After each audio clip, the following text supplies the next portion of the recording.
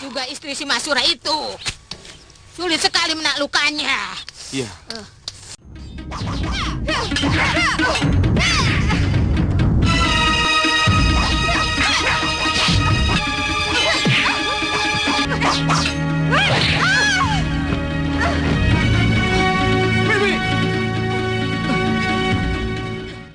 Episode ini diawali oleh Sudawirat yang sedang membawa lari Lokahita dari medan pertempuran di hutan Jatidur. Lokahita terluka sangat parah ketika bertarung menghadapi Dewi Sintawati dan Ratri Pramudita. Ia pun kemudian meletakkan Lokahita di tempat yang aman dan kemudian mencari bahan obat-obatan untuk mengobatinya.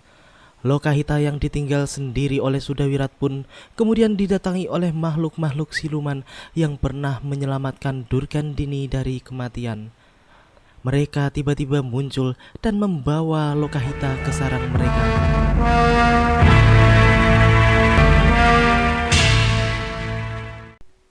Sesampainya di tempat Lokahita diletakkan sebelumnya, Sudawirat pun kaget dan marah besar karena ia tidak melihat Lokahita berada di tempat tersebut lagi. Ia pun hanya bisa berteriak-teriak memanggil Lokahita di tengah keputusasaannya. Bibi! Bibi! Bibi! Bibi!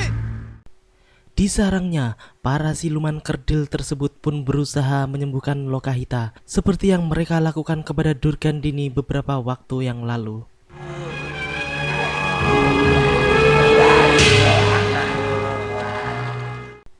Sementara itu, Sudawirat yang masih mencari-cari Lokahita pun secara kebetulan bertemu dengan gurunya Durgandini.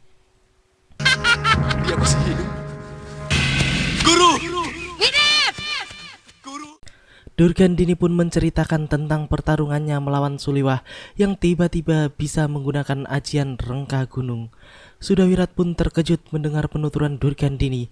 Bagaimana bisa Suliwah menguasai ajian tersebut?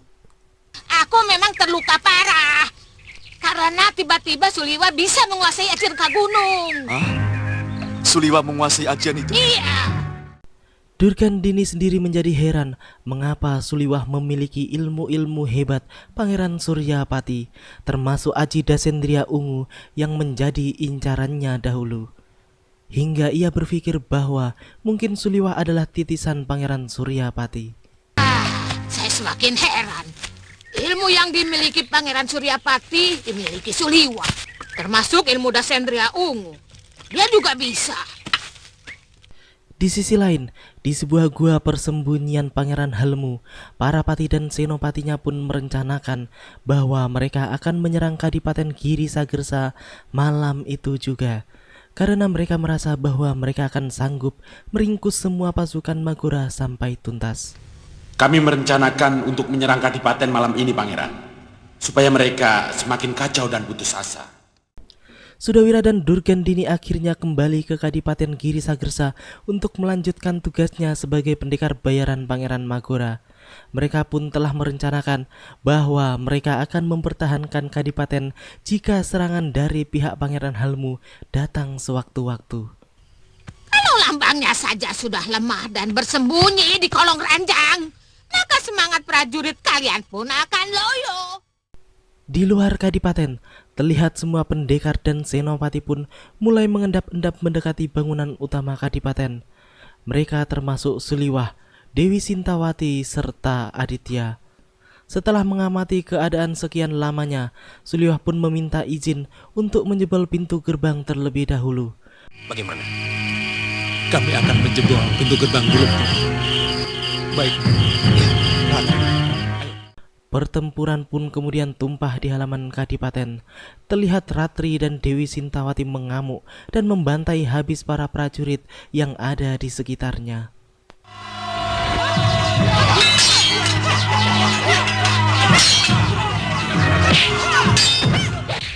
Sang patih yang menyaksikan kesaktian lawan-lawannya pun berusaha kabur karena ketakutan.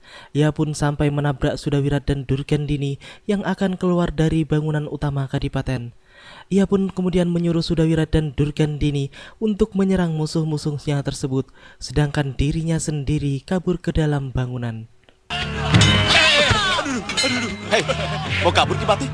Tidak Tuan, tidak Nyai. Saya hanya ingin memberitahu Tuan, kalau musuh itu sudah menyerbu ke tempat ini Tuan. Nyai, silakan. Sudawirat dan Durgandini yang melihat Suliwah, Ratri, dan Dewi Sintawati yang telah membantai habis para prajurit pun sebenarnya merasa gentar. Mereka tidak menyangka bahwa musuh yang akan mereka hadapi ternyata adalah musuh-musuh besarnya. Suliwa. Guru, Pertarungan pun berlanjut, di mana Durgandini menghadapi Dewi Sintawati dan Sudawirat pun menghadapi Suliwah. Seperti biasa, pertarungan pun berjalan sangat alot karena ilmu mereka pun sebenarnya berimbang. Biar aku saja yang menghadapi perempuan kecil ini. Dia tidak akan mampu membunuhku, Liwah.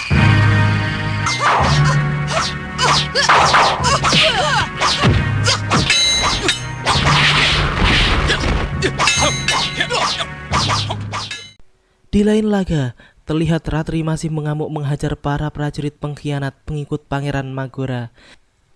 Ia pun kemudian menyerang Kipatih yang ilmunya sangat cetek, sehingga dengan sangat mudah Ratri pun mengalahkan dan membunuhnya.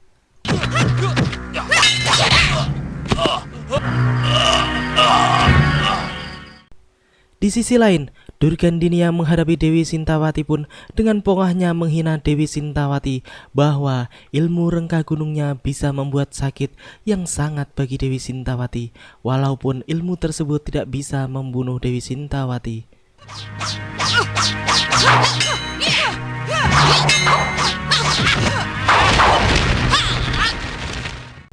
Setelah bosan menggunakan ilmu kanuragan, Durgandini pun kemudian segera mematek ajian rengka gunungnya, dan ia pun menghantam Dewi Sintawati dengan rengka gunungnya untuk yang kesekian kalinya.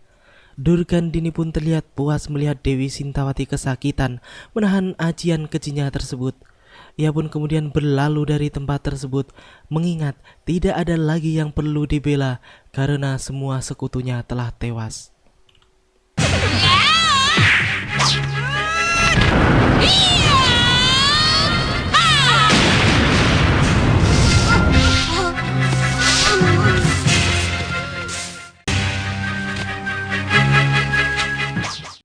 Sudawirat yang melihat pertarungan Durgandini pun segera mengarahkan ajian Halimun dan pergi dari tempat itu mengikuti gurunya Durgandini.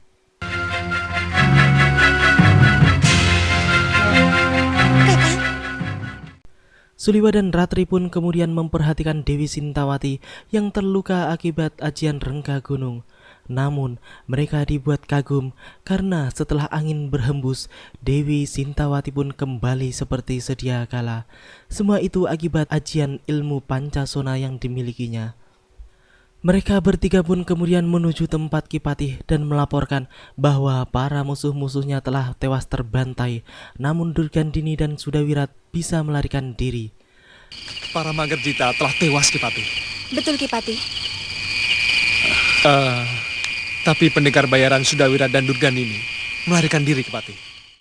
Empu Gangsa dan Tumenggung yang telah keluar dari dalam bangunan utama pun melaporkan bahwa semua musuh yang tersisa sudah menyerah dan Pangeran Magora sendiri telah melarikan diri. Pangeran Magora, Kenapa? rupanya sudah melarikan diri.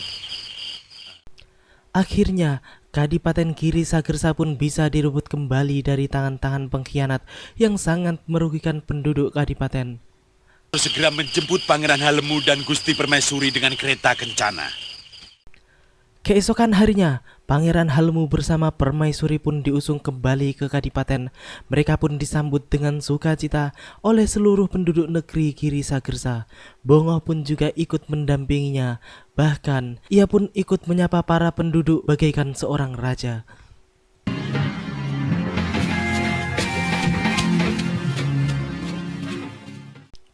Setelah itu, Pangeran Halemu dan yang lainnya pun memasuki ruangan rahasia Kadipaten yang dirasa sedang digunakan sebagai tempat persembunyian oleh Pangeran Magora.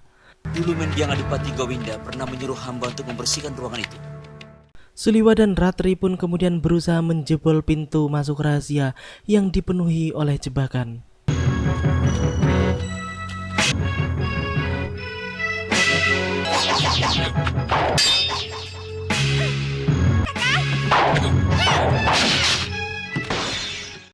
Setelah berhasil masuk ke ruangan tersebut, Ratri pun segera menghajar Pangeran Magora dengan dendam yang meluap-luap sehingga pangeran keji tersebut terluka parah.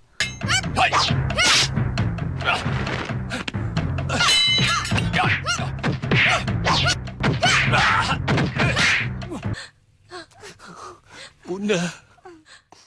Pangeran Halemu pun kemudian memerintahkan para prajuritnya untuk menjebloskan Pangeran Magora ke penjara karena kesalahan besar yang telah diperbuatnya, terutama perbuatannya yang telah membunuh Romo Adipati ayahnya sendiri.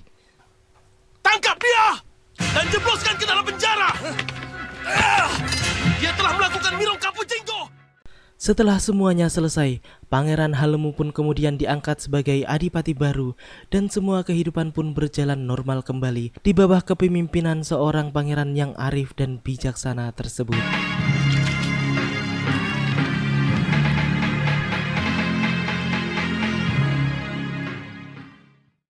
Demikianlah akhir dari episode ini. Nantikan kelanjutan kisahnya di episode yang akan datang.